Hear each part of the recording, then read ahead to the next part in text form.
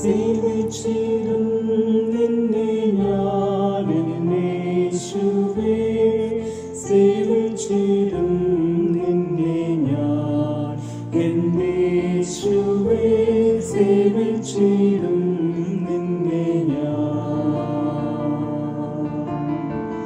ജീവനെനിക്കായി ക്രൂശിൽ വച്ചു തന്ന ജീവനെ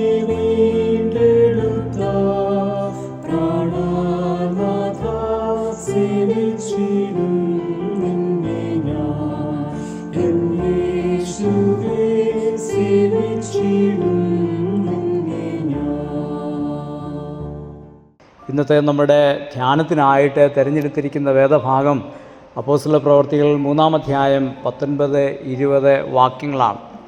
ഈ വാക്യങ്ങൾ പത്രോസിൻ്റെ 3-ാമത്തെ പ്രസംഗം, അതായത് 14 പ്രസംഗങ്ങളിൽ 3-ാമത്തെ പ്രസംഗത്തിൻ്റെ അവസാന ഭാഗത്തുള്ളതായിരിക്കുന്ന ഒരു ആഹ്വാനത്തോടു കൂടിയാണ്.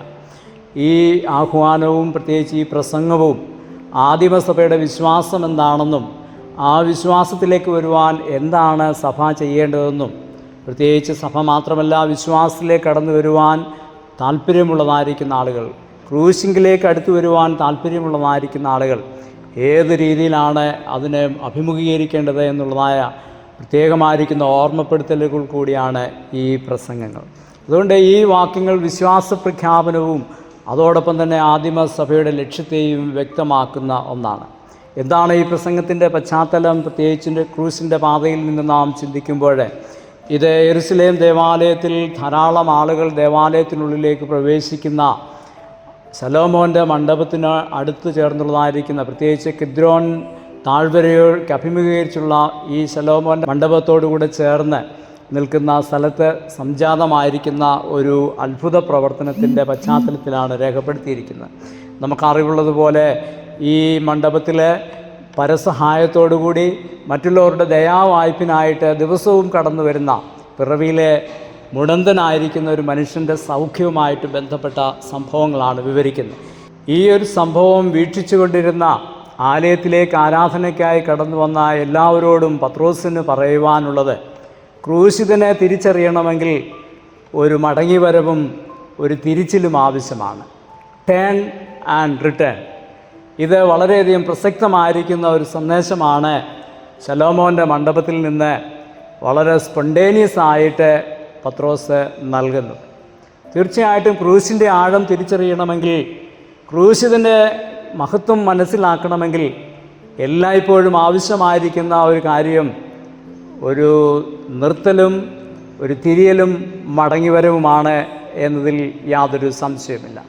ഇവിടെ വളരെ ശക്തമായിരിക്കുന്ന എബ്രായ ഭാഷയിൽ പ്രത്യേകിച്ച് പ്രവാചക ദൗത്യത്തിൻ്റെ ശബ്ദം ഉൾപ്പെടുത്തിക്കൊണ്ടാണ് പത്രോസ് ഈ പുതിയ നിയമ വിശ്വാസ സമൂഹത്തെയും ഈ മണ്ഡപത്തിലൂടെ കടന്നു വന്ന ആരാധനാ സമൂഹത്തെയും ഉദ്ബോധിപ്പിക്കുന്നത്. ക്രൂശിനെ തിരിച്ചറിയുവാൻ, ക്രൂശിതനെ മനസ്സിലാക്കുവാൻ, ക്രൂശിൻ്റെ ആഴം ഉൾക്കൊള്ളുവാൻ ഈ മടങ്ങിവരവ് എല്ലായ്പ്പോഴും ആവശ്യമാണ്. കർത്താവിൻ്റെ സന്മുഖത്തു നിന്ന് ലഭിക്കുന്ന അനുഗ്രഹങ്ങളും അതോടൊപ്പം കർത്താവിൻ്റെ മടങ്ങിവരവിന് വേണ്ടിയുള്ളതായിരിക്കുന്ന ശക്തമായിരിക്കുന്ന ഒരുക്കവും സാധ്യമാകുന്നുവെന്ന് ഈ വേദഭാഗത്തിലൂടെ ഓർപ്പിക്കുമ്പോൾ, ഈ നോയമ്പും നമ്മെ ആ രീതിയിലുള്ളതായിരിക്കുന്ന ആഹ്വാനത്തിനായിട്ട് നമ്മെ ശക്തീകരിക്കുമ്പോൾ, നമ്മെ ആഹ്വാനം ചെയ്യുമ്പോൾ നമുക്ക് അതേ അർത്ഥത്തിലെടുക്കാം. ക്രൂശിന് എത്രമാത്രം അകലെ ഞാനായിരിക്കണമെന്നുള്ള വ്യക്തമായിരിക്കുന്ന ധാരണയോടെ മാനസാന്തരത്തിൻ്റെ അനുഭവത്തിലൂടെ നമുക്ക് ക്രൂശിലേക്ക് പ്രയാണം ചെയ്യാം. അതിന് സർവശക്തനായ ദൈവം നമ്മെ സഹായിക്കുമാറാകട്ടെ. ആമേൻ.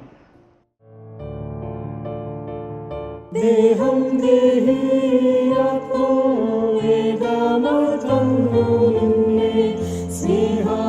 സേവ ചെയ്വാൻ താനും കൃപ സേവിച്ചിടും നിന്നെ ഞാൻ യേശുവേ, സേവിച്ചിടും